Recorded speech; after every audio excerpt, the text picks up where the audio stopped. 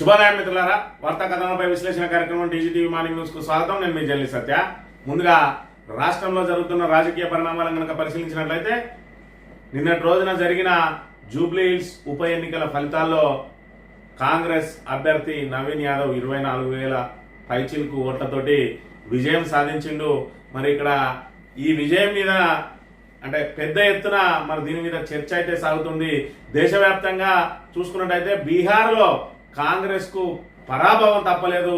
కాంగ్రెస్ తోటి జట్టు కట్టినటువంటి మరి ఇక్కడ ఏదైతే ఆర్జేడీ ఉన్నదో ఆర్జేడీ కూడా దెబ్బతిన్నది.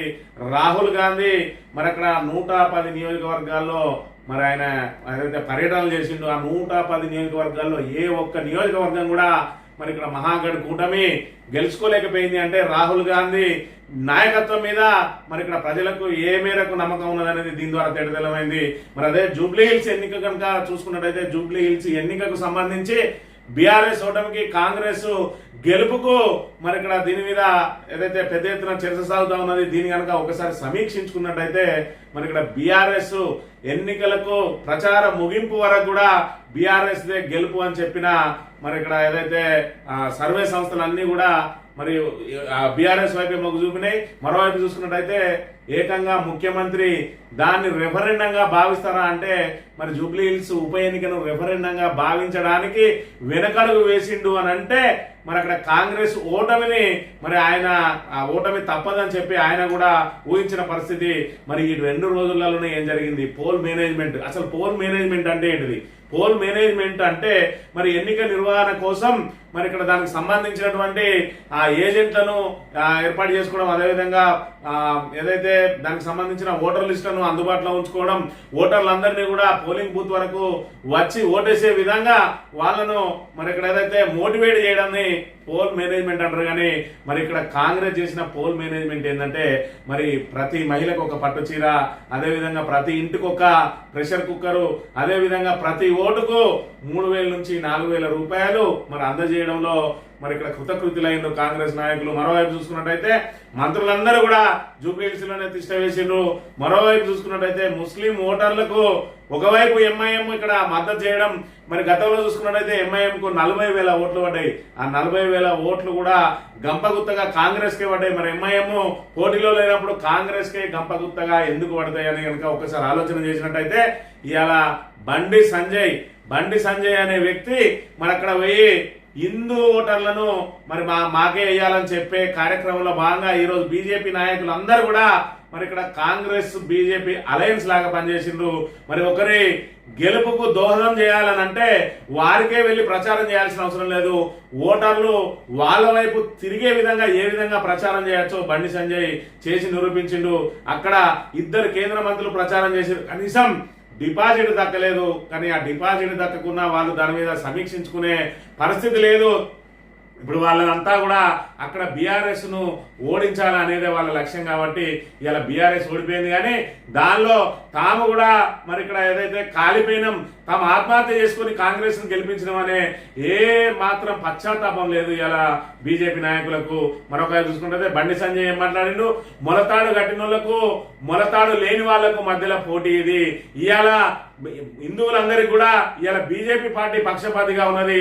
ఇవాళ కాంగ్రెస్ కు మరి ఏదైతే ముస్లింలకు కాంగ్రెస్ కొమ్ము కాస్తా ఉన్నదని చెప్పి ఒక ఏదైతే ముస్లిం వ్యతిరేకి నేను సచ్చినా టోపీ పెట్టను, నేను సచ్చినా నమాజ్ చేయను అని చెప్పి మరి అక్కడ ముస్లింలందరినీ రెచ్చగొట్టి ఇవాళ మీకు ఒక కాంగ్రెస్ పార్టీ అండ ఉన్నదని చెప్పి ఎగురుతా ఉన్నారా అని చెప్పి పదే ముస్లింలందరినీ కూడా కాంగ్రెస్ వైపు దూర్చే ప్రయత్నం చేసిండు. దానికోసం వాళ్ళను రెచ్చగొట్టిండు, నానా రకాలుగా చేసిండు. దానికి తోడు ఢిల్లీలో బ్లాస్ట్ జరిగింది. ఇవాళ ఢిల్లీలో బ్లాస్ట్ జరిగిన దానికి మరి ఇక్కడ ముస్లింలు ఏదైతే భయభ్రాంతులకు గురైనరు. ఇవాళ చూసుకున్నట్టయితే ఎక్కడ ఏ బ్లాస్ట్ జరిగినా దానికి హైదరాబాద్ కు సంబంధం ఉంటా ఉన్నది. ఇవాళ ఏదైతే ఢిల్లీకి సంబంధించి పేలుడు జరిగే ముందే హైదరాబాద్ కు సంబంధించిన ఒక డాక్టర్ ను ఆల్రెడీ మరి అహ్మదాబాద్ పోలీసులు ఆల్రెడీ యాంటీ టెర్రరిస్ట్ స్క్వాడ్ విభాగం మరి ఇలా హైదరాబాద్కు సంబంధించిన ఒక డాక్టర్ను ఆల్రెడీ అదుపులోకి తీసుకున్నారు. ఆయన దగ్గర నుంచి పెద్ద ఎత్తున మరి రెసిన్ అనే విషాన్ని స్వాధీనం చేసుకున్నారు. వాళ్ళు ఏదైతే ప్రసాదంలో కలిపి పెద్ద ఎత్తున మరి ఇక్కడ అందరినీ కూడా చంపేసే ప్రయత్నం చేసిన బాంబు బ్లాస్టుల ద్వారానే కాదు, ఇలాంటి విష ప్రయోగం ద్వారా కూడా చంపడానికి ఆ డాక్టరు, ప్రజలను కాపాడాల్సిన డాక్టరు తన తెలివినంత ఉపయోగించి మరి సైనైడ్ను పోలినటువంటి రెసిన్ ను తయారు చేసి దాన్ని మరి ఇక్కడ ఏదైతే మారణకాండ సృష్టించడానికి ప్రయత్నం చేస్తే మరి ఇక్కడ ఆ ఢిల్లీ పేలుళ్లకు ఇవాళ హైదరాబాద్ కు లింక్ ఉన్నది. ఇవాళ బీజేపీ మరి ఇక్కడ ఒకవైపు ముస్లింలను దోషులుగా చూపెడతా ఉన్నది, ముస్లింల మీద తన అక్కసును వెలగక్కుతా ఉన్నది. మరోవైపు చూసుకున్నట్లయితే ఇలా అధికారంలో కాంగ్రెస్ పార్టీ ఉన్నది. మరి అక్కడ ఈ టెర్రరిస్టు విభాగానికి సంబంధించి ముస్లింలను వేధించే ప్రయత్నం చేస్తే మరి ఇక్కడ అధికార పార్టీ కాంగ్రెస్ ఉన్నది కాబట్టి అధికార పార్టీకి అండగా లేకపోతే తమలో వాళ్ళను కూడా మరి ఇక్కడ టెర్రరిస్టులుగా హింసించే ప్రమాదం ఉన్నదని చెప్పి మరోవైపు బీజేపీ నుంచి రక్షణ కావాలంటే ఇప్పుడు అధికార పార్టీ మరి ఆ వెంట వెళ్ళక తప్పదు అన్నట్టుగా మరి ఏదైతే బండి సంజయ్ రెచ్చగొట్టడం, వాళ్ళందరూ వెళ్ళి కాంగ్రెస్ కు గంపగుత్తగా ఓట్లు వేయడం ఒకటి. రెండో చూసుకున్నట్టయితే దొంగ ఓట్లు విచ్చలవిడిగా దొంగ ఓట్లు వేయించుకోవడం, ఇటు పోల్ మేనేజ్మెంట్, ఇటు ఎంఐఎం సపోర్టు, ఇటు బండి సంజయ్ చేసిన వ్యాఖ్యలతోటి మరి ఇక్కడ ముస్లింలందరూ కూడా ఏకపక్షంగా కాంగ్రెస్ వైపు మళ్ళడం మరి ఇక్కడ ఈ 2 రోజులలో జరిగిన పరిణామాలు. మరి అప్పటి వరకు కూడా ఏదైతే ముస్లింలు ఇంకా ఓటును నిర్ణయించుకోలేదు, ఎప్పుడైతే పేలుళ్లు జరిగినాయో ఆ పేలుళ్ల తదనంతరం వాళ్ళందరూ కూడా మరి విధి లేక కాంగ్రెస్ వైపు వెళ్లాల్సిన పరిస్థితి వచ్చింది. మరోవైపు విచ్చలవిడిగా సంస్థలన్నింటినీ వాడుకున్నాడు. ఈసీకి 99 ఫిర్యాదులు చేసినా కూడా కనీసం ఒక్కదాని మీద కూడా ఎలక్షన్ కమిషన్ పట్టించుకోలేదు. ఎందుకంటే ఇక్కడ అధికారంలో కాంగ్రెస్ ఉన్నది. ఇలా ఇది అధికార మార్పిడి కోసం జరుగుతున్న ఎన్నిక కాదు, కేవలం ఒక్క సీటుకు జరుగుతున్న ఉప ఎన్నిక కాబట్టి అధికారులు కూడా కన్ను మూసుకొని ఉన్నారు. పోలీస్ అధికారులు అయితే విచ్చలవిడిగా బీఆర్ఎస్ నాయకులను ఎక్కడికక్కడ అడ్డగించి వాళ్ళు కుక్కర్లు కానీ చీరలు కానీ అదేవిధంగా డబ్బుల పంపిణీ యథేచ్ఛగా చేపడతా ఉంటే వాళ్ళకు కాపలా ఉన్న పరిస్థితి.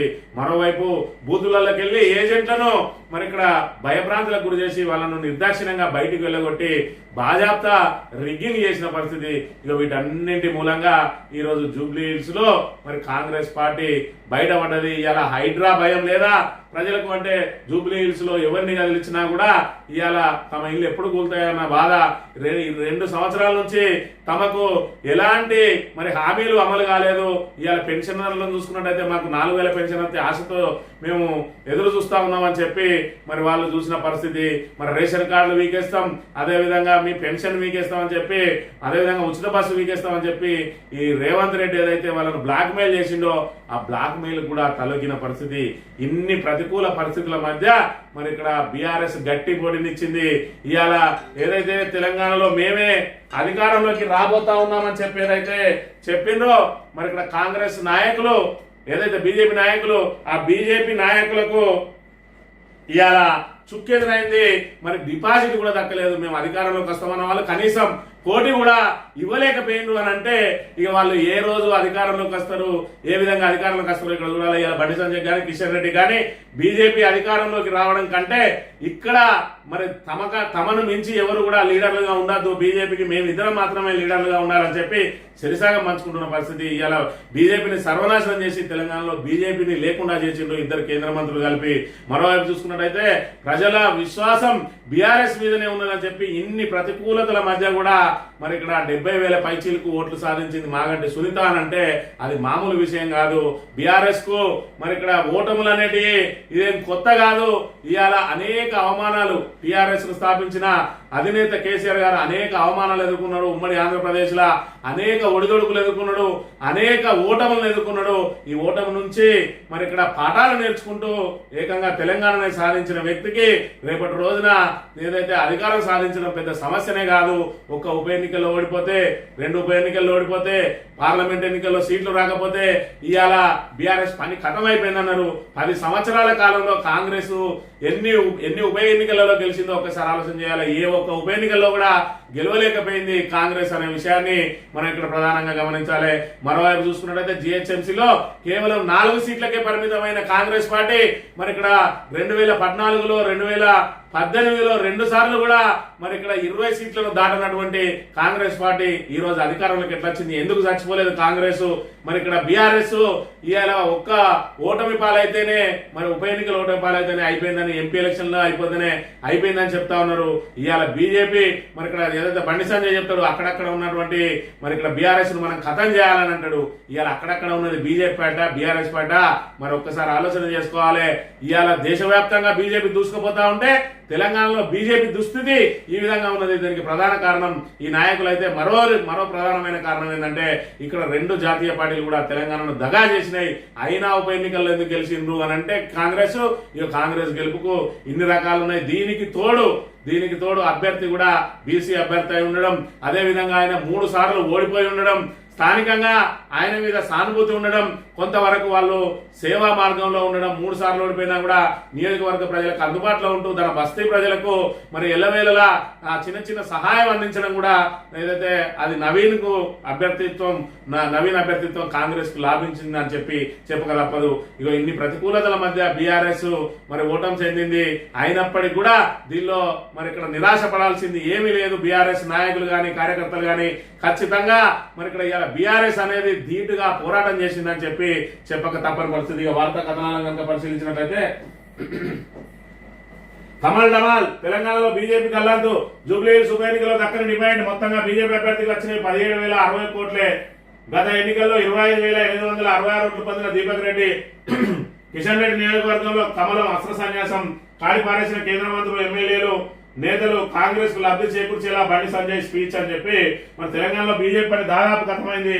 హైదరాబాద్ పరిధిలో పట్టున్న ఆ పార్టీకి జూబ్లీహిల్స్ ఉప ఎన్నికల్లో మాత్రం చావుదెబ్బ తగిలింది. పార్టీ అభ్యర్థి లంకల దీపక్ రెడ్డికి కనీసం డిపాజిట్ కూడా దక్కలేదు. కేంద్ర మంత్రి కిషన్ రెడ్డి ప్రాతినిధ్యం వహిస్తున్న సికింద్రాబాద్ పార్లమెంటు నియోజకవర్గం పరిధిలోనే ఈ ఘోర ఓటమిని బీజేపీ మూటగట్టుకున్నది. దీంతో తెలంగాణలో అధికార కాంగ్రెస్ కు అసలైన ప్రత్యామ్నాయం బీఆర్ఎస్ అని ఈ ఫలితం రుజువు చేసింది. ఇప్పటి వరకు మరి ఇక్కడ ఆశల పల్లెకిలో ఊరేగింది బీజేపీ నాయకులు రాబోయే రోజులలో అధికారం మాదే అని. కానీ వాళ్ళు గెలిచిన ఎంపీ ఎలక్షన్లలో 8 సీట్లు గెలిచిన తర్వాత నుంచి మొదలైంది ఈ ఎంపీలందరూ కూడా రేవంత్ రెడ్డికి వంతవాడుతూ మరి ఇక్కడ చెట్ట పట్టాలు వేసుకొని తిరుగుతా ఉన్నారు. వాళ్ళు ప్రతిపక్ష పాత్ర పోషించడం లేదు. వారు ఏదైతే ప్రతిపక్షంగా నిలబడడానికి వాళ్ళు ఇష్టపడలేం లేదు. వాళ్ళు సొంత ప్రయోజనాల కోసమే ప్రయత్నం చేస్తా ఉన్నారు. ఒకవైపు మిగతా ఎంపీలు సొంత ప్రయోజనాల కోసం పోరాటం చేస్తుంటే మరి ఇక్కడ కిషన్ రెడ్డి అదే విధంగా బండి సంజయ్ మాత్రం ఇక్కడ మనం మాత్రమే ఉండాలి, ఎవరు కూడా బీజేపీలోకి వచ్చి ఆధిపత్యం చెలాయించడానికి వాళ్ళు ఇష్టపడకుండా ఇవాళ ఈటల రాజేందర్ లాంటి వాళ్ళు బీసీ నేత ఇవాళ అగ్రెసివ్ గా బీజేపీ తరఫున పోరాటం చేస్తా ఉంటే ఆయనను అణిచివేసే ప్రయత్నం చేసిరు. ఆయనకు అధ్యక్ష పదవి రాకుండా మరి ఇక్కడ డమ్మీ అయినటువంటి రామచంద్రరావు తీసుకొని వచ్చి ఇవాళ పెట్టిండ్రు. ఆయన నాయకత్వంలో జరిగిన ఉప ఎన్నికలో మరి కనీసం డిపాజిట్ కూడా రాలేదు. ఇవాళ బీజేపీ ఆత్మహత్య చేసుకుని కాంగ్రెస్ ను నిలబెట్టిందనడంలో ఎలాంటి సందేహం లేదు. మరో చూసుకుంటే బండి సంజయ్ ఏమని స్పీచ్ ఇచ్చిండు? మేము సచ్చినా కూడా టోపీ పెట్టుకుని నమాజ్ చేయ. ఇవాళ ములతాడు కట్టిన వాళ్ళకు ములతాడు లేని వాళ్ళకు మధ్యలో పోటీ. మేము 80% ఉన్న హిందువులు గెలుస్తారా, 20% ఉన్న ముస్లింలు గెలుస్తారా చూద్దాం. ఇవాళ ముస్లింలకు కొమ్ము కాస్తుంది కాంగ్రెస్ పార్టీ, హిందువులకు అండగా ఉంటుంది బీజేపీ అని చెప్పి ఆయన పూర్తి స్థాయిలో ముస్లింలందరినీ కూడా దోర్చి మరి కాంగ్రెస్ ఏదైతే ఆ కొట్టంలో తోలినట్టు ఆయన స్పీచ్ చేసి ఇవాళ బండి సంజయ్ కాంగ్రెస్ గెలిపించడానికి కంకణం కట్టుకున్నాడు. అందుకే సోషల్ మీడియాలో ఒకటి జరుగుతా ఉన్నది. మరి ఇక్కడ ప్రచారం ఏ విధంగా అనంటే ఇక్కడ తెలంగాణలో కాంగ్రెస్ కి బండి సంజయ్ ప్రచారం చేస్తాడట, దేశం మొత్తంలో బీజేపీకి రాహుల్ గాంధీ ప్రచారం చేస్తాడు. ఆ మాత్రం దానికి ఎన్నికలు ఎందుకు అని చెప్పి వీళ్ళిద్దరికి సంబంధించిన ఫోటోలు పెట్టి సోషల్ మీడియాలో విస్తృత ప్రచారం జరుగుతా ఉన్నది. బండి సంజయ్ బీజేపీ గెలుపు కోసం ఇక్కడ ప్రయత్నం చేయడు, రాహుల్ గాంధీ కాంగ్రెస్ ఆయన కూటమి కోసం ప్రయత్నం చేయడు. ఏమైనా ఓటు చోరీ అని పట్టుకొని తిరిగి ఇవాళ ప్రజా సమస్యలు ఏమున్నాయి, అసలు బీజేపీ ప్రజా వ్యతిరేక విధానాలను ఏ విధంగా పాల్పడతా ఉన్నది, ఇవాళ బీజేపీ చేసే అస్తవ్యస్త విధానాలతోటి ప్రజలకు ఏ విధమైన నష్టం జరుగుతుందని చెప్పి ఆయన వివరించడంలో విఫలమైండు. ఆయన కేవలం ఒకటే ఓటు చోరీ అని పట్టుకొని తిరిగిండు. దాన్ని ఎవ్వరు కూడా ప్రజలు నమ్మలేదు. అసలు ఓటు చోరీ అంటే ఏంటిది? గంపగుత్తగా ఓట్లను తీసుకుని వచ్చి అక్కడ పెట్టుకోవడానికి మరి ఇక్కడ అది ఏదో జూబ్లీ హిల్స్ లాంటి నియోజకవర్గమా, మరి అదేమన్నా ఉప ఎన్నికనా? మరి ఇక్కడ వాళ్ళకి కావాల్సిన వాళ్ళను బూత్కు ఒక 50 మందిని, బూత్కు ఒక 100 మందిని వాళ్ళకు ఇన్ఛార్జ్ పెట్టి ఆ 100 మందిని తీసుకొచ్చి మరి పక్కనే ఉన్న నియోజకవర్గాల నుంచి తీసుకొని వచ్చి ఓట్లేయించడానికి, అది రాష్ట్రం మొత్తం జరిగే ఎన్నిక. రాష్ట్రం మొత్తం జరిగే ఎన్నికలో ఆ నియోజకవర్గం వాళ్ళు ఇక్కడ చోటేసినా, ఈ నియోజకవర్గం వాళ్ళు అక్కడ చోటేసినా దానికే పరిమితం అవుతారు తప్ప ఇక్కడ అక్కడ అక్కడ అక్కడ 4 చోట్ల ఏ విధంగా ఓటేయగలుగుతారో ఒకసారి ఆలోచన చేయాలి. మరి ఇక్కడ ఏదైతే ఈయన పట్టుకొని తిరుగుతున్నటువంటి మరి ఇక్కడ ఈ రాజ్యాంగం పట్టుకొని తిరిగే బుక్కు గానీ ఈయన మాట్లాడే మాటలకు కానీ ఏం సంబంధం లేదు. మరోవైపు చూసుకున్నట్టయితే ఈయన ఏదైతే రాజ్యాంగం బుక్కు పట్టుకొని తిరుగుతా ఉన్నారో అదే రాజ్యాంగం ఆయన పార్టీకి సంబంధించి అధికారంలో ఉన్నటువంటి తెలంగాణలో కూని అవుతా ఉన్నది. ఇవాళ ప్రజాస్వామ్యయుతంగా జరగాల్సిన జూబ్లీ హిల్స్ ఎన్నిక ఎంత అప్రజాస్వామికంగా జరిగిందో మరి ఇదంతా కూడా ప్రజలు చూస్తూనే ఉన్నారు. ఆయన మాటలకు చేతులకు పొంతన లేదు. ఆయన బీజేపీని ఎదిరించే విషయంలో ఈయన మీద ప్రజలకు నమ్మకం లేదు అనే విషయాన్ని కూడా మనం ఇక్కడ గమనించాలి. ఇక కాంగ్రెస్ కూటమికి ఘోర పరాభవం. బీహార్ ఎన్నికల్లో ఎన్డీఏ విజయం. మట్టి కలిసిన మహాగఠబంధన్ 35 సీట్లకే పరిమితం. కాంగ్రెస్ గెలిచింది 6 చోట్లే, 5 స్థానాలు ఎంఐఎం కైవసం. 243కు 202 చోట్ల ఎన్డీఏ గెలుపు. సత్తా చాటిన నితీష్ కుమార్ అని చెప్పి మరి ఇక్కడ బీహార్ ఫలితాల తర్వాత ఏఐసిసి ఆఫీసులో ఒక్క మనిషి కూడా లేడు. మరోవైపు చూసుకున్నట్టయితే గతంలో మరి ఇక్కడ ఎన్డీఏ కూటమి 122 స్థానాలు మాత్రమే గెలిచింది 2020 ఎన్నికల్లో. ఇప్పటికి వచ్చేటప్పటికి దానికి అదనంగా 80 సీట్లను కలుపుకొని 202 స్థానాలు. ఇవాళ రాహుల్ గాంధీకి మరి ఆ రోజున ప్రతిపక్ష హోదా లేదు, ఆ రోజునే సీట్లు ఎక్కువ ఉన్నాయి. ఇవాళ ప్రతిపక్ష హోదా వచ్చింది నాకు మరి 99 సీట్లకు ఎగబాకింది కాంగ్రెస్. మరి అంతా కూడా రాహుల్ గాంధీ ఏదైతే మరి ఇక్కడ పాదయాత్ర చేస్తా ఉన్నాడు ఆ పాదయాత్ర ఫలితమే అన్నారు. బీహార్ లో 110 నియోజకవర్గాల్లో పాదయాత్ర చేసిండు, ఒక్క నియోజకవర్గం కూడా గెలవలేదు అని అంటే ఈ పప్పు మీద ఏ విధంగా విశ్వాసం ఉన్నది? ఇవాళ కాంగ్రెస్ దేశవ్యాప్తంగా ఏ విధంగా తుడిచిపెట్టుకపోయింది. రాబోయే రోజులలో బీజేపీకి ప్రత్యామ్నాయం ప్రాంతీయ పార్టీలే తప్ప ఎట్టి పరిస్థితుల్లో కాంగ్రెస్ ప్రత్యామ్నాయం కానే కాదు, ఈ పప్పుతోటి కానే కాదు అని చెప్పి మరి ఇక్కడ తేడతెల్లమైందనే విషయాన్ని కూడా మనం ఇక్కడ ప్రధానంగా గమనించాలి. జూబ్లీ హిల్స్ లో నవీన్ గెలుపు. ఉప ఎన్నికలో కాంగ్రెస్ అభ్యర్థి ఘన విజయం.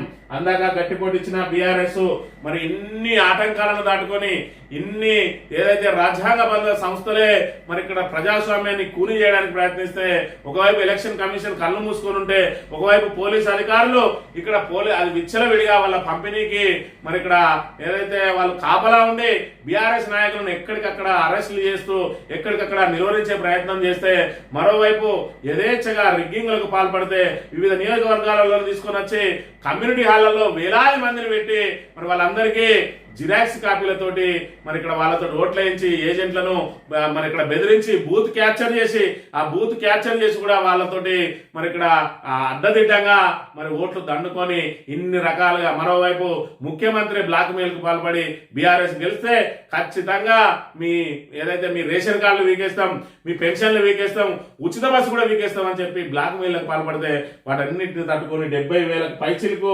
ఓట్లను సాధించింది బీఆర్ఎస్ అని అంటే మరి ఇంతటి గడ్డు పరిస్థితులలోనే ఈ విధంగా నిలబడ్డది అంటే రేపటి రోజున మరి ఏ విధంగా ఉండబోతుందో చూడాలి. మరోవైపు చూసుకున్నట్లయితే బీఆర్ఎస్ ప్రజలు కూడా కొంతవరకు ఆలోచన చేసిండ్రు.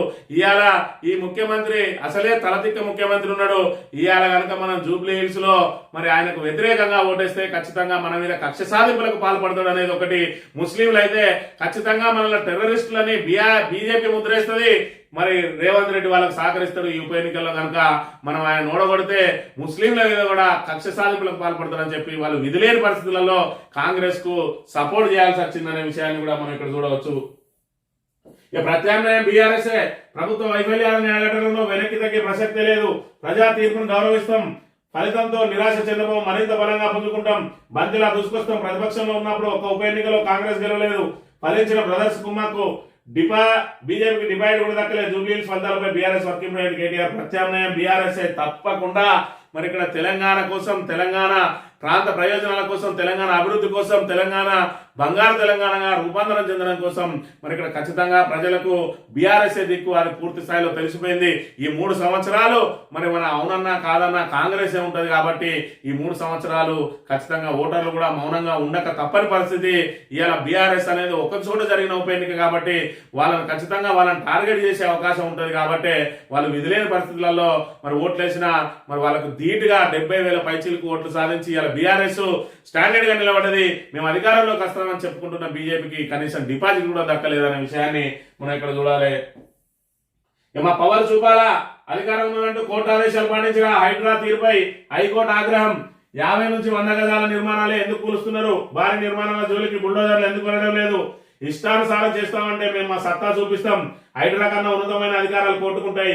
మీ మీద రోజుకు 10 పిటిషన్లు దాఖలవుతున్నాయి. మంచి చేసి మన్ననలు పొందండి. కానీ ఇలా కాదు. హైడ్రా కమిషనర్ కు తేల్చి చెప్పిన హైకోర్టు ధర్మాసనం ఇవాళ హైడ్రా కమిషనర్ బాగా చెప్తా ఉన్నాడు. మేము వాళ్ళకి ఎందుకు నోటీస్ ఇస్తలేమంటే వాళ్ళు కోర్టుకు పోతారు కాబట్టి మేము నోటీస్ ఇస్తలేమని. అరే కోర్టుకు పోయేది వాళ్ళ హక్కు, నోటీస్ ఇవ్వాల్సింది ఖచ్చితంగా మీ బాధ్యత. మరి మీ బాధ్యతను మనిషి వాళ్ళ హక్కును కాలరాసి ఇవాళ మేము ఖచ్చితంగా కూల్చేస్తామని అంటే కోర్టు మిమ్మల్ని కూడా ఏ విధంగా నిలువరించాలో, అవసరమైతే మిమ్మల్ని ఆ పోస్టు నుంచి డిస్మిస్ చేసే అధికారం కూడా మాకు ఉంటుందని చెప్పి హెచ్చరించిన పరిస్థితి. ఇంకా హైకోర్టు సంయమనం పాటిస్తా ఉన్నది.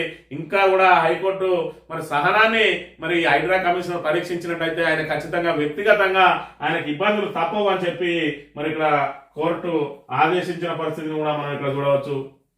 ఇక వార్షిక లక్ష్యానికి మించి అప్పట మరి ఇక్కడ ఈ వార్షికంలో 54,000 కోట్లు అప్పు తీసుకుంటామని చెప్పి ఏదైతే నిర్ణయం దానికి ఒక టార్గెట్ పెట్టుకున్నారో 53,000 ఇప్పటికే అయిపోయినాయి. మరి ఇంకా 2,100 కోట్లకు మరి ఇన్నెంట్ పెట్టిందట. దీంతో 55,000 చేరుతుంది. ఇంకా మరి ఇక్కడ ఏదైతే మార్చి రాక ఉన్నది, మరి ఇక్కడ డిసెంబర్ నుంచి మార్చి 4 నెలల కాలం ఉండంగానే అంటే మూడో త్రైమాసికం ముయ్యక ముందే మరి 55,000 కోట్ల అప్పుకు పోతా ఉన్నది అని అంటే మరి ఇక్కడ ఏ విధంగా మనలా అప్పులలో ముంచేస్తా ఉన్నది కాంగ్రెస్ ప్రభుత్వం అనే విషయాన్ని కూడా మనం ఇక్కడ చూడాలి. తెలంగాణ ఇరిగేషన్ ఆంధ్రోల గుప్పిట్లో సలహాదారు మొదలు డిఈ వరకు కీలక స్థానాలు ఏపీ అధికారులతోనే భర్తీ. బనకచెర్ల భాగవతం వెనుక వారిన పాత్ర. అవినీతి ముద్రతో మన ఇంజనీర్లపై వేటు. అదనపు ఇన్ఛార్జి బాధ్యతలు నియామకాల్లో ఏపీ కాంగ్రెస్ కీలక నేత వెలిసి. రాష్ట్ర సాగునీటి రంగం అస్తవ్యస్తం. ఒక ప్రాజెక్టు ముందుకు సాగని దైన్యం. కొర్రీలతో మూలకు నెడుతున్న ఏపీ బ్యాచ్ అని చెప్పి తెలంగాణ ఇరిగేషన్ మొత్తం క్యాప్చరింగ్ కు గురైంది. ఇవాళ తెలంగాణ ఇరిగేషన్ సలహాదారు ఎవరయ్యాలంటే అక్కడ మరి ఇక్కడ ఏదైతే ఇరిగేషన్ సెక్రటరీగా చేసిండు ఆయన తీసుకొచ్చి ఇక్కడ తెలంగాణకు మరి సాగునీటి సలహాదారుగా పెట్టిండు. ఇవాళ చూసుకుంటే తెలంగాణ ఇంజనీర్లు అందరి మీద వేటు వేసుకుంటూ ఆంధ్ర నుంచి వచ్చిన వాళ్ళందరికీ మరి ఇన్ఛార్జీలు ఇచ్చుకుంటూ ఇవాళ తెలంగాణ సాగునీటి రంగాన్ని ఆంధ్రలో చేతిలో పెట్టిండు. ఆంధ్రలో చేతిలో పెడితే ఇవాళ కాలేజీల మీద ఏదైతే ప్రభుత్వం కుట్రవడతా ఉన్నదో దాన్ని ఆసరా చేసుకొని గోదావరి నీళ్లు, ప్రాణహిత నీళ్లను కిందికి వదిలేసి వాళ్ళు యథాయచ్చగా మరి బనకచెర్ల జీసీ లింకు మరి ఇవన్నీ గోదావరి కృష్ణా బేసిన్ లింకు ఇవన్నిటిని కూడా కట్టుకోవడానికి వీళ్ళు ఊతమిస్తున్న పరిస్థితిని మనం ఇక్కడ ప్రధానంగా గమనించాలి. ఇక పెన్సిల్ కోడ్ ఏసీబీ రాయుడు నమస్తే తెలంగాణ కథనంతో కదిలిన రాష్ట్ర వ్యాప్తంగా సోదాలు. సబ్ రిజిస్ట్రార్ ఆఫీసుల్లో రోజంతా తనిఖీలు. పలు అనుమానాస్పద లావాదేవీల గుర్తింపు. కార్యాలయాల్లో ఉన్న ప్రైవేట్ వ్యక్తుల అరెస్టు. వివరాలు వెల్లడించిన ఏసీబీ అధికారులు అని చెప్పి మరి ఇక్కడ దాని మీద పెన్సిల్ తోటి కోడెత్తారట రిజిస్ట్రేషన్ లో రిజిస్ట్రారు. దాంతో ఆ బయట దళారుల దగ్గర ఎంత తీసుకోవాలి అని ఆ దళారులు అవి తీసుకుంటా ఉన్నారు యథేచ్ఛగా. ఇలా మరి ఇక్కడ పెద్ద ఎత్తున దీనిలో లక్షల్లో కోట్లలో మేత మేస్తా ఉన్నారని చెప్పి నిన్న రోజున ఏదైతే పెన్సిల్ రాధా కోట్లలో మేత అని నమస్తే తెలంగాణ కథనం ప్రచురించిందో మరి ఇక్కడ ఏసీబీ రైళ్లు రాష్ట్ర వ్యాప్తంగా కూడా సబ్ రిజిస్టార్ల మీద రైళ్లు చేసిరు. ప్రైవేట్ వ్యక్తులు అందులో కీలక పాత్ర పోషిస్తున్న వాళ్ళని కూడా అరెస్ట్ చేసిరాడు కానీ వివరాలు మాత్రం ఇంకా బయటికి పెట్టలేదు. ఇక మంత్రి ఇలాకా మిల్లర్ల టోకా. కొనుగోలులో దగాపై ధాన్యం రైతుల ఆగ్రహం. క్వింటాలకు 2,350 ఇస్తామన్న వ్యాపారులు. సూర్యాపేట జిల్లా దిర్సించర్లలో రైతుల ఆందోళన. సర్కార్ తీరుతో మోసపోతున్నామని ఆవేదన. మంత్రి ఉత్తమ్ జోక్యం చేసుకోవాలని డిమాండ్ అని చెప్పి మంత్రి ఇలాకాలోనే మరి మిల్లర్లు ఇక్కడ సకాలంలో వాళ్ళ కొనుగోలు కేంద్రాలు జరగక కొనుగోలు జరగక ఇవాళ మరి ఇక్కడ వాళ్ళు మిల్లర్లకు అమ్ముకోవాల్సిన పరిస్థితి. మరి మిల్లర్లు వీళ్ళను నిన్న ముంచుతున్నా కూడా ఇక్కడ మంత్రి గాని ప్రభుత్వం గాని పట్టించుకుంటున్న పరిస్థితి లేదనే విషయాన్ని గమనించాలి. సాక్షి తిరుపతి విషయానికి వస్తే ఎదురులేని ఎన్డీఏ 202 ఎన్డీఏకు 35 మహాగఢ్ బంధన్ కు ఇతరులకు 6 ఇతరుల కారణంగా అందులో ఎంఐఎం 5 సీట్లు సాధించింది కాంగ్రెస్ తోటి ధీటుగా. ఇవాళ మరి ఇక్కడ ఏదైతే జాతీయ పార్టీ అని చెప్పుకుంటున్నటువంటి కాంగ్రెస్ 6 సీట్లు వస్తే ఎంఐఎం కేవలం హైదరాబాద్ లో ఒక ప్రాంతానికే పరిమితమైనటువంటి ఎంఐఎం బీహార్ పోయి 5 సీట్లు సాధించింది అనే విషయాన్ని మనం ఇక్కడ గమనించాలి. 35 సీట్లకే పరిమితమైన విపక్ష మహాగఢ్ బంధన్. బీజేపీకి 89, జేడీయూకి 85 సీట్లు, 20 స్థానాల్లో ఆర్జేడీ, 6 స్థానాల్లో కాంగ్రెస్. చిరాగ్ పాస్వాన్ పార్టీకి 19, 5 సీట్లలో ఎంఐఎం జయకేతనం 0 చుట్టేసిన ప్రశాంత్ కిషోర్ జన్ సురాజ్ పార్టీ అని మరి ఇక్కడ జేఎస్పీ అని అయితే మన ప్రశాంత్ కిషోర్ ఏదైతే ఎన్నికల వ్యూహకర్త వివిధ రాష్ట్రాల్లో వాళ్ళ ఎన్నికలకు వాళ్ళు ఏ విధంగా నెగ్గాలో అని చెప్పి వాళ్ళందరికీ కూడా వ్యూహాలు చేసినటువంటి ఆయన వ్యూహం మాత్రం ఆయనకు పనిచేయలేదు. ఖాతా తెరవకుండానే 0 చుట్టేసి ఇలా కేవలం 0.3% ఓట్లను మాత్రమే సాధించి ఆయన ఉన్న క్రెడిబిలిటీని దెబ్బతీసుకున్న అనే విషయాన్ని కూడా మనం ఇక్కడ చూడవచ్చు. జూబ్లీయేషన్ కాంగ్రెస్ కి ఉప ఎన్నికలో ఘన విజయం. బీఆర్ఎస్ అభ్యర్థి మాగంటి సునీతపై 24,727 ఓట్లతోటి మరి ఇక్కడ గెలిచిండు. ఇక్కడ నవీన్ యాదవ్ మరి ఇక్కడ నవీన్ యాదవ్ తో పాటు వీళ్ళందరినీ కూడా అభినందిస్తున్న పరిస్థితిని కూడా మనం ఇక్కడ చూడవచ్చు. ఇక బాధ్యత పెరిగింది. రాష్ట్ర రాజకీయాల్లో ఎవరి పాత్ర ఏమిటో జూబ్లీహిల్స్ ఫలితం తేల్చేసింది. మా పనితీరు ప్రతిపక్షాల వ్యవహార శైలి గమనించి ప్రజలు విశ్వస్త తీర్పునిచ్చారు. మీడియా సమావేశంలో ముఖ్యమంత్రి రేవంత్ రెడ్డి ఇప్పుడు మీ పనితీరు మరి ప్రతిపక్షాల ఏదైతే అహంకారం, ఇక్కడ అహంకారం అనేది ప్రతిపక్షాలకు ఉన్నదా మరి ఇక్కడ రేవంత్ రెడ్డికి ఉన్నదా ఒక్కసారి గమనించాలి. ఏదైతే మూర్ఖుని చేతిలో అధికారం ఉంటే మరి ఇక్కడ ప్రజలందరూ కూడా భయభ్రాంతులకు గురవుతాడు. అవకాశం వచ్చిన రోజు ఏదైతే అవకాశం వస్తుందో ఆ అవకాశం వచ్చిన రోజు ఆయనను గద్దె దింపే ప్రయత్నం చేస్తారు. కానీ ఇవాళ జూబ్లీహిల్స్ ఉప ఎన్నికతోటి కనుక ఖచ్చితంగా ఈ సీటు ఎవరు గెలిస్తే వాళ్ళకే అధికారం అనేంటే మాత్రం ఖచ్చితంగా కాంగ్రెస్ ను ఓడించే పరిస్థితి ఉండు. కానీ ఇవాళ ఏదైతే అహంకారపూరితమైన మాటలతోటి బాజాప్తా పోలీసులను విచ్చలవిడిగా వాడుకుంటూ ఇవాళ అక్రమ కేసులు పెట్టుకుంటూ ఇవాళ ఎవరైతే తన కోటయ్యారో వాళ్ళని ఖచ్చితంగా మేము వేధిస్తామని చెప్పి బాహాటంగా ఎన్నికల ప్రచారంలోనే చెప్పిండు. ఇవాళ బీఆర్ఎస్ కోటేస్తే మీ రేషన్ కార్డులు పోతాయి అన్నాడు. ఎందుకు రేషన్ కార్డులు పోతాయి? బీఆర్ఎస్ కోటేస్తే బీఆర్ఎస్ వచ్చిన ఎమ్మెల్యే ఆ రేషన్ కార్డులకు తీసేయమని ఏమన్నా కంప్లైంట్ పెడతారా? మరి ఇక్కడ వాళ్ళు వస్తే ఉచిత బస్సు పోతుంది అన్నాడు, వాళ్ళు వస్తే పెన్షన్లు పోతాయని చెప్పిండు. ఈ రకంగా ఓటర్లను భయభ్రాంతులకు గురి చేసిండు.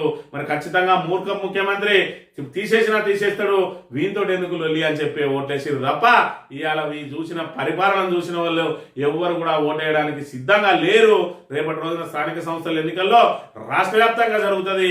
అప్పుడు ఎవరిని ఆపగలుగుతారో, అప్పుడు ఏ విధంగా అక్రమాలు చేయగలుగుతారో, అప్పుడు ఏ విధంగా దొంగోట్లు వేయగలుగుతారో అప్పుడు తేటతెల్లమవుతుంది అనే విషయాన్ని కూడా మనం ఇక్కడ గమనించాలి. ఆంధ్రజ్యోతి విషయానికి వస్తే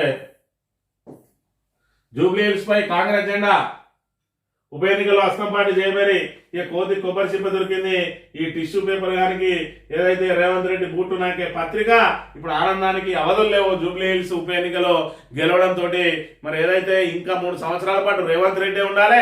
రేవంత్ రెడ్డి ఉంటేనే తమకు సంబంధించి తెలంగాణను యథేచ్ఛగా దోసుకోవచ్చు. తెలంగాణ ప్రజలకు సంబంధించిన ఏదైతే మరి తెలంగాణ ప్రజల ఆస్తి, తెలంగాణ ప్రజల సొమ్మునంతా కూడా ప్రకటనల పేరుతోటి దోపిడీ గురి చేయొచ్చు. అదేవిధంగా ఇక్కడ ఉన్న వనరుల మీద కూడా మరి ఇక్కడ దృష్టి పెట్టి వీలైనంత వరకు దోసుకోవచ్చు అని చెప్పి ఈ ఆంధ్ర పత్రికలు ఎదురు చూస్తున్న పరిస్థితిని మనం ఇక్కడ గమనించాలి. ఇక కేటీఆర్ సెల్పుకోలట. ఉప ఎన్నిక కాంగ్రెస్ సర్కార్కు రెఫరెండం అని ప్రకటన. మరి ఇక్కడ రెఫరెండం అని ప్రకటన చేసిండు. మరి ఏదైతే కేటీఆర్ మరి రెఫరెండంగా స్వీకరించడానికి ఎందుకు ముందుకు రాలేదు రేవంత్ రెడ్డి అని అంటే ఆయన గెలుపు మీద ఆయనకే నమ్మకం లేదు. పోల్ మేనేజ్మెంట్ చేసే వరకు కూడా ఆయన గెలుస్తారనే నమ్మకం లేకుండా పోయింది. మరి ఇక్కడ లాస్ట్ 2 రోజులలోనే ప్రజలు భయభ్రాంతులకు గురి చేసి ముస్లింలను మరి ఇక్కడ ఏదైతే ఆయనకు సంబంధించిన ఆయన బ్రదర్ బండి సంజయ్ ఎవరైతే ఉన్నారో మరి ఆర్ఎస్ బ్రదర్స్ లో మరి ఇక్కడ రేవంత్ రెడ్డి బ్రదర్ సంజయ్ బ్రదర్ ఆ సంజయ్ వచ్చి మరి ఇక్కడ ముస్లింలందరినీ కూడా కాంగ్రెస్ గడిలోకి తోలే వరకు కూడా కాంగ్రెస్ కు గెలుపు మీద నమ్మకం లేదు. వాళ్ళ దొంగ ఓట్లు మరి ఖచ్చితంగా పూర్తి స్థాయిలో వేయగలుగుతాం అని చెప్పి మరి దాని మీద ఒక ఆలోచన మరి ఏదైతే ఓటింగ్ జరిగే వరకు కూడా వాళ్ళకి నమ్మకం లేదు. ఓటింగ్ జరిగిన తర్వాత అప్పుడు నమ్మకం వచ్చింది. మరి ఇక్కడ ప్రజలందరూ కూడా మనం చేసిన బ్లాక్ మెయిలింగ్ కు మనం వేసిన దొంగ ఓట్లు కూడా బరాబర్ మనకు మరి సెట్ అయిపోయినాయి. మరి అన్ని రకాలుగా మనం విజయం సాధిస్తున్నామని అప్పుడు కాన్ఫిడెన్స్ వచ్చింది తప్ప మరి ఇక్కడ పోలింగ్ సమయం ముగిసే లోపు కూడా ఏదైతే మన ప్రచార సమయం ముగిసే లోపు కూడా వాళ్ళకు దాని మీద మరి రాలేదు అని చెప్పాలి. కర్మ హిట్స్ బ్యాక్ అట. ఉప ఎన్నిక ఫలితం తర్వాత ఎక్స్ లో కవిత పోస్టు. తప్పు చేస్తే ఎవరైనా గట్టిగా చెప్తా, అందుకే నన్ను సాగనంపారు. ఏదైతే ఈ శూర్పనక్క మరి ఇక్కడ ఏదైతే సొంత తండ్రి కన్న తండ్రిని మరి క్షోభకు గురి చేస్తున్న ఇలాంటి శూర్పనక్కలను మరి ఇక్కడ తెలంగాణ ప్రజానీకం ఖచ్చితంగా గట్టిగా బుద్ధి చెప్పాల్సి ఉంటుంది. ఇవాళ బీఆర్ఎస్ మరి ఇక్కడ కన్న తండ్రి ఇవాళ అవమానాలకు గురి అవుతా ఉంటే ఎదుటి వాళ్ళతో చేతులు కలిపి ఇంకా కర్మ ఇట్స్ బ్యాక్, మరి ఎవరు చేసిన కర్మ వారం భవిస్తానన్నట్టు ఇవాళ మరి బీఆర్ఎస్ ఓటమికి వాళ్ళ కర్మే. ఎందుకంటే ఈమెను బయటికి పంపినట, ఈమెకు ముఖ్యమంత్రి పోస్ట్ కావాలన్నట, ఈమెకు మరి ఇక్కడ ఖచ్చితంగా ఈమెను పార్టీ అధ్యక్షురాలను చేసి పార్టీని తీసుకొచ్చి ఈమె చేతిలో పెట్టాలన్నట. ఏదైతే జగన్కు ఆ చెల్లె ఏదైతే షర్మిల దాకిందో ఇవాళ బీఆర్ఎస్ కూడా నేను దాకిన అనుకుంటా ఉన్నది, కానీ ఇవాళ ప్రజలు ఎవరు కూడా పట్టించుకునే పరిస్థితులలో లేరు. మరి ఇక్కడ ఇలాంటి ఏదైతే రేవంత్ రెడ్డి బూటు నాకే పత్రిక ప్రధాన పేజీలో ముందర పేజీలో వార్త చేసి ఇవాళ లేపే ప్రయత్నం చేస్తా ఉన్నది. ఎందుకంటే బీఆర్ఎస్ నష్టపరచాలంటే కేసీఆర్ బిడ్డ మరి అపోజిట్ తిరుగుతుందని చేయాలి. అంతకుముందు కేసీఆర్ అన్న బిడ్డ అని మరి రమ్యారావు అని తిరిగేది, తర్వాత ఈమె స్టార్ట్ అయింది. మరి వీళ్ళు ఈ ఏదైతే ఈ శూర్పనక్కలకు ఖచ్చితంగా ముక్కు చెవులు కోసి బీఆర్ఎస్ కార్యకర్తలు గట్టిగా బుద్ధి చెప్పక తప్పదు అని మరి ఇక్కడ హెచ్చరిస్తున్నట్టు కూడా మనం ఇక్కడ చూడవచ్చు. Double engine double century Jubilee Hills ఉప ఎన్నికలో ముఖ్యమంత్రి రేవంత్ రెడ్డి ఘన విజయం సాధించారు. డబుల్ ఇంజన్ డబుల్ సెంచరీకి ఉన్న దీనికి ఏమన్నా అర్థం ఉన్నదా? ఈ రాసే రాతలో ఇంకా రేవంత్ రెడ్డికి మరి ఇక్కడ జాకీలు పెట్టి ఇంకెంత వీలైతే అంత లేపాలనే ప్రయత్నం చేస్తా ఉన్నాడు. డబుల్ ఇంజన్ డబుల్ సెంచరీకి జూబ్లీహిల్స్ ఉప ఎన్నికలో ముఖ్యమంత్రి రేవంత్ రెడ్డి ఘన విజయం సాధించారు. వీడు పెట్టిన టైటిల్ ఏంది, కింద రాసుకున్న సబ్ టైటిల్ ఏంది అనే విషయాన్ని ఒకసారి గమనించాలి. ఇక ఇక్కడ రాష్ట్రంలో కాంగ్రెస్ బీజేపీ నాయకుల పరిస్థితి ఎట్లున్నది అంటే కుడిదిలో పడ్డ ఎలక పరిస్థితి ఉన్నది, గొంతులో పచ్చి వెలకాయ పడ్డట్టున్నది. ఇవాళ జూబ్లీహిల్స్ లో గెలిచిందని చెప్పి సంబరాలు చేసుకున్నామా, అక్కడ రాహుల్ గాంధీకి నల్లముఖం జరిగింది, మరి ఇక్కడ సంబరాలు చేసుకుంటానంటారు.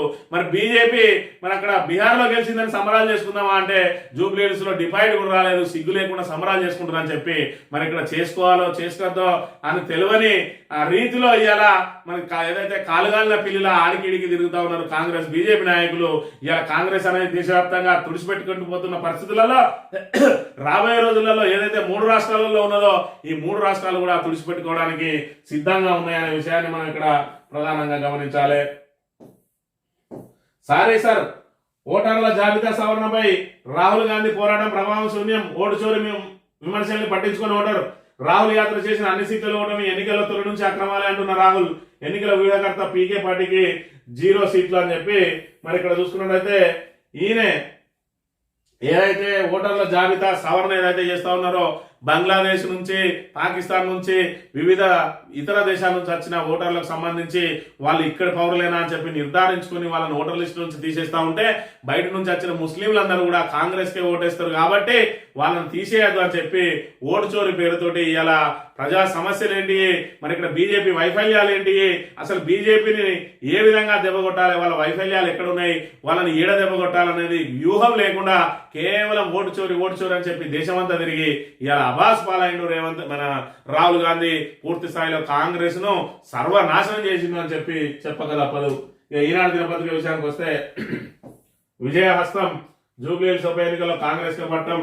ఇక్కడ చూసుకుంటే ఎన్డీఏ ప్రభంజనం. మరొక జూబ్లీహిల్స్ ఉప ఎన్నికలో వచ్చిన సీటు ఇలా కాంగ్రెస్ ను నిలబెడుతుందా? దేశవ్యాప్తంగా కాంగ్రెస్ దుస్థితి ఏ విధంగా ఉన్నదో చూస్తా ఉన్నాం. వరుసగా 95 ఎన్నికలు మరి ఇక్కడ ఓడిపోయిందట. ఇక్కడ ఏదైతే రాహుల్ గాంధీ ఇక్కడ ఒక కార్టూన్ వేసిండు, ఎన్నికలలో ఏ విధంగా ప్రచారం చేస్తా ఉన్నాడు మరి రాహుల్ గాంధీ అని అంటే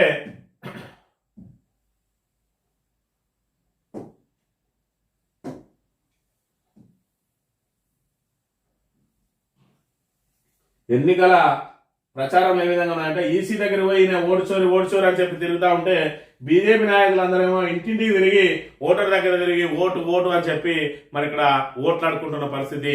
మరి ఈయన చేసే ప్రచారం అంటే ఈయన ఓటర్లకు దగ్గర కాకుండా కేవలం మీడియాలో ప్రచారం కోసం మరి ఈసీని బదనాం చేయడం కోసమే తిరిగి ఇవాళ అబాస్ పాలై కాంగ్రెస్ పార్టీని వ్యూహం లేకుండా ఇలా పూర్తి స్థాయిలో దెబ్బతీసింది. ఆయననే కాంగ్రెస్ పార్టీకి ప్రధానంగా ఆ ఓటమికి ప్రధాన కారణం ఆయననే. ఇప్పటికి కూడా నైతిక బాధ్యత వహించి ఆయన కాంగ్రెస్ ఏదైతే ఆ బాధ్యతల నుంచి తప్పుకోవాలని చెప్పి ఒకవైపు కాంగ్రెస్ నాయకులు డిమాండ్ చేస్తా ఉన్నారు. అయినా కూడా ఆయన దాన్నే పట్టుకొని ఊలాడి ఇలా కాంగ్రెస్ ను పూర్తిగా భూస్థాపితం చేసే వరకు కూడా ఆయన కాంగ్రెస్ పార్టీని వదిలిపెట్టడం అని చెప్పి కాంగ్రెస్ నాయకులే మరి ఇక్కడ మదన పడుతున్న అంశాన్ని మనం ఇక్కడ ప్రధానంగా గమనించాలి. ఇది ఈ రోజు మార్నింగ్ న్యూస్ తిరిగి వెళ్తాం. Thank you very much.